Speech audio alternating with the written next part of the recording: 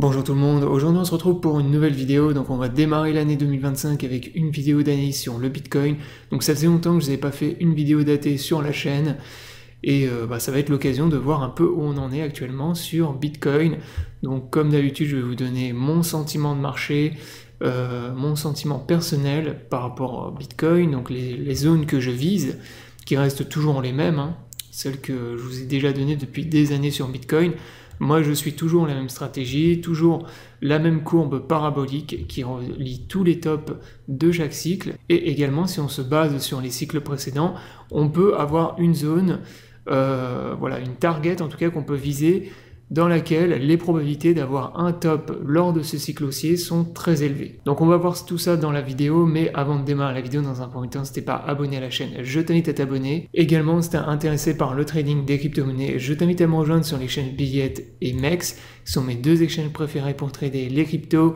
Si t'es pas inscrit, tu as tous les liens dans la description sous la vidéo. Ces liens te permettent d'avoir accès à un bonus lors de ton premier dépôt, donc jusqu'à 8000 $ de bonus, et tu as également 10% de réduction sur tes frais de trading, donc profites-en. Maintenant on démarre la vidéo d'analyse. Donc lors des vidéos précédentes, donc en 2022 je vous avais donné le bottom sur Bitcoin, donc je vous avais tracé les phases, donc phase de bear market, première phase d'accumulation, la zone pivot que vous aviez ici aux alentours des 30 000 $, donc c'était vraiment la zone qui séparait la phase de bear market avec la phase de bull market. C'est-à-dire qu'une fois qu'on repassait au-dessus de ce niveau pivot, le bear market était définitivement terminé, on repartait à nouveau dans un bull market. Ensuite, on est venu construire une seconde phase d'accumulation au-dessus de la zone pivot, et maintenant, depuis plusieurs mois déjà, on est dans un bull market. Donc ça, c'est très similaire à ce qu'on avait fait lors des cycles précédents, que ce soit lors du premier cycle, du deuxième cycle, troisième ou quatrième. Vous pouvez observer et voir que c'est systématiquement les mêmes patterns, pratiquement. En tout cas, les cycles sont parfaitement respectés jusqu'à maintenant. Donc si on se base justement sur les cycles précédents, on peut voir que déjà la zone en théorie durant laquelle on va atteindre le top de ce bull market se situe là où j'ai tracé les deux lignes verticales. Donc en gros, on devrait atteindre la fin de ce cycle et donc la fin de la phase de bull market quelque part entre avril 2025 et décembre 2025. Donc ça, c'est la grosse zone, donc qui est une zone assez large bien sûr, mais c'est une zone dans laquelle on devrait plus ou moins avoir le top de ce cycle. Donc là, moi je pense pas qu'on ait atteint, qu'on ait fait le top là sur Bitcoin, je vous le dis. Personnellement, moi pour l'instant, j'ai pas du tout revendu de Bitcoin, donc tous les Bitcoins que j'avais accumulés durant le bear market, et notamment aux alentours des 16 000 $, quand je vous avais call le bottom, eh bien pour l'instant, j'ai rien revendu. Je pense absolument pas que 108 000 $, donc le dernier top local qu'on a fait, est le top ultime du cycle. Par contre, un top local à court terme, c'est largement possible. C'est-à-dire que là, à court terme, on peut très bien avoir Bitcoin qui va continuer à retracer, et je pense d'ailleurs que c'est ce qu'il va faire. On va avoir probablement une continuation de la tendance baissière à court terme, avec un BTC qui va retracer et revenir sur des niveaux plus bas, ce qui est tout à fait normal et logique. Si vous regardez les cycles précédents, encore une fois, on avait systématiquement des phases de retracement qui étaient souvent violents. Donc là, en 2017, c'était déjà le cas, on avait des grosses phases de retracement qui duraient plusieurs semaines, voire peut-être un mois ou deux, et ça avait été le cas également en 2021 ici. Donc là, en 2021, on avait eu des phases de retracement, plusieurs d'ailleurs, donc on avait des fois des petits retracements qui duraient 1 ou 2 semaines, et parfois des plus gros, donc ce qu'on avait eu notamment en avril-mai 2021, où là le retracement avait été beaucoup plus violent, avant de repartir ensuite et de faire un nouvel ATH.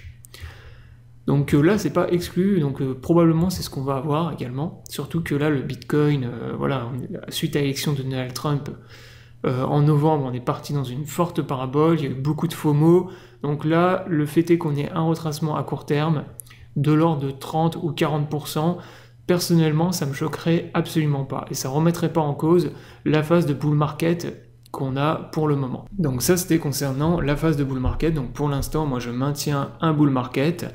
Je suis toujours bull sur BTC. Si vous êtes sur les altcoins, faites attention, parce que si on a un gros retracement plus profond sur BTC, il n'est pas exclu que les altcoins se fassent éclater, comme ce qui avait été le cas d'ailleurs en 2024, lorsqu'on est venu consolider dans une tendance baissière ici, lors de l'été 2024, et ben les altcoins se sont fait massacrer. Donc là, si on refait la même chose, faites attention, moi je suis toujours très bull sur Bitcoin, mais les altcoins, ça reste très risqué. Voilà, c'est uniquement intéressant quand on est dans des grosses phases de FOMO et dans des paraboles haussières.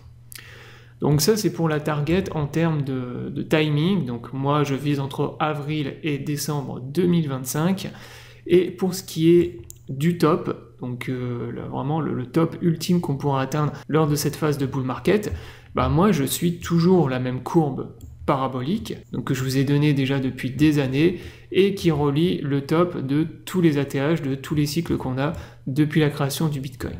Donc ça c'est la courbe parabolique que vous avez ici, donc qui relie tous les ATH, donc celui de 2011, 2013, 2017, 2021, et là probablement celui qu'on va atteindre en 2025. Donc là, si on regarde justement la courbe, cette courbe parabolique, et si on part du principe qu'on va venir taper la TH justement dans la fourchette de temps que je vous ai donné, donc entre les deux lignes verticales, on pourrait avoir un top ultime et un plus haut historique ultime durant cette phase de bull market aux alentours des 160 000 $.